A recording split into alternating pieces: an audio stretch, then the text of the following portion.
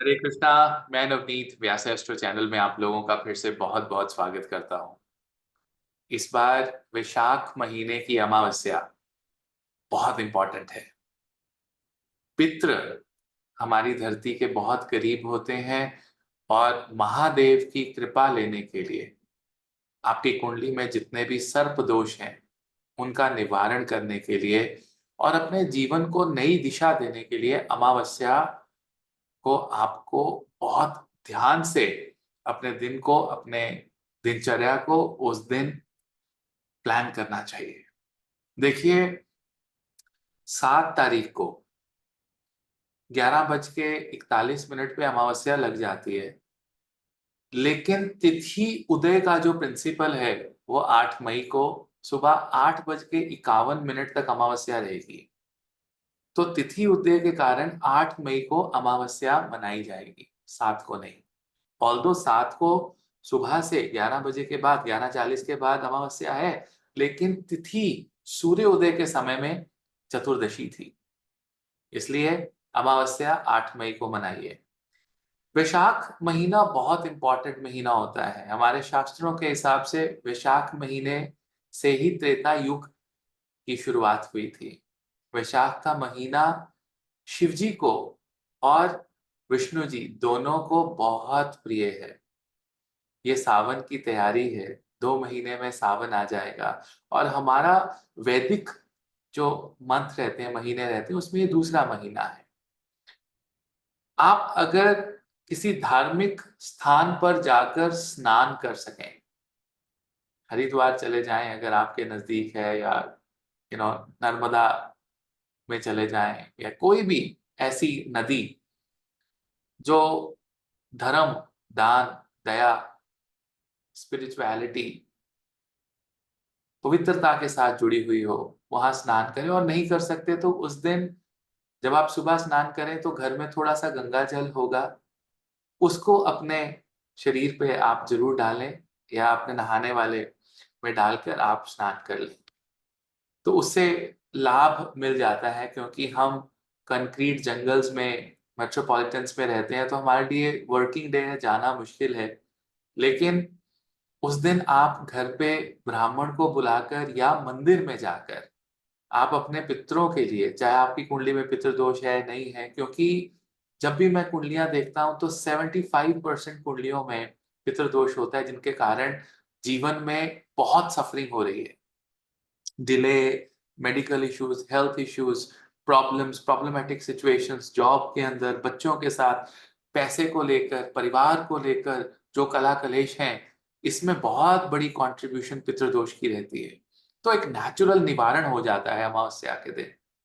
तो आप ब्राह्मण को जाके थोड़ा सा राशन दान कर दीजिए, आटा, दाल, चावल, घी, तेल जो है आप दान करें। इसके साथ साथ अगर आप महादेव के सर्वश्रेष्ठ भक्त हैं तो घर में शिव महापुराण की किताब को लेकर आना। मैं इसको किताब नहीं कहूंगा, ये एक साक्षात महादेव है, और इनको अपने घर में एक अच्छे से नॉर्थ ईस्ट डायरेक्शन में एक स्थान पे टेबल में रखें, बेडरूम में नहीं रखा जाता है। और उसको सिल्क के वाइट या येलो कपड़े में उसको लपेटकर बहुत आदर सम्मान शिव महापुराण की स्थापना अपने घर पे करें और इसको पढ़ना शुरू करें। एक चैप्टर रोज पढ़ें, विद्वेश्वर संहिता से जो है इसकी शुरुआत होती है। आप उसको पढ़ना शुरू करें, आपके जन्मों जन्मों के पाप, दुष्कर्म सब धीरे धीरे धीरे धीरे मिटने लग जाएंगे। महादेव क्षमा कर देंगे आपको, क्योंकि एक वही एक ऐसे देव हैं जो यू नो डिस्ट्रॉय करते हैं। और डिस्ट्रॉय या डिस्ट्रक्शन केवल अच्छी चीजों की नहीं होती, बुरी चीजों की भी डिस्ट्रक्शन होती है। तो वो आपके बुरे कर्मों को भी डिस्ट्रॉय कर सकते हैं, इसको इस तरह से आप समझ सकते हैं। इसके साथ साथ माता पिता की सेवा करना, जल की सेवा करना। अगर आपकी कुंडली में शनि जल तत्व में है, यानी कि शनिदेव 4 नंबर राशि में, 8 नंबर राशि में, या 12 नंबर राशि में, या चंद्रमा के साथ बैठकर विष योग आपकी कुंडली में बनाते हैं, तो एक अच्छा सा बड़ा कमर्शियल वाटर कूलर आप लेकर जो है किसी भी चैरिटेबल हॉस्पिटल में या किसी वृद्धाश्रम में, किसी गरीब बच्चों के या ऑटिस्टिक बच्चे हैं, ऑटिज़्म वाले, वहाँ पर अंडर प्रिविलेज्ड लोग हैं, वहाँ पर आप दान कर दीजिएगा। इसके भी आपको जन्मों-जन्मों तक बहुत पॉज़िटिव रिज़ल्ट मिलेंगे। अमावस्या के दिन किया गया मंत्र आपके साथ, उसकी एनर्जी आपके साथ जन्मों-जन्मों तक रहती है। कोशिश करिएगा कि अमावस्या के दिन आप महादेव की आराधना करें। पंचाक्षरी मंत्र नमः शिवाय, जो शादी करना चाहते हैं शिवाय नमः, और जो रोगों से, ऋणों से, दुश्मनों से मुक्त होना चाहते हैं, उनके लिए ओम नमः शिवाय।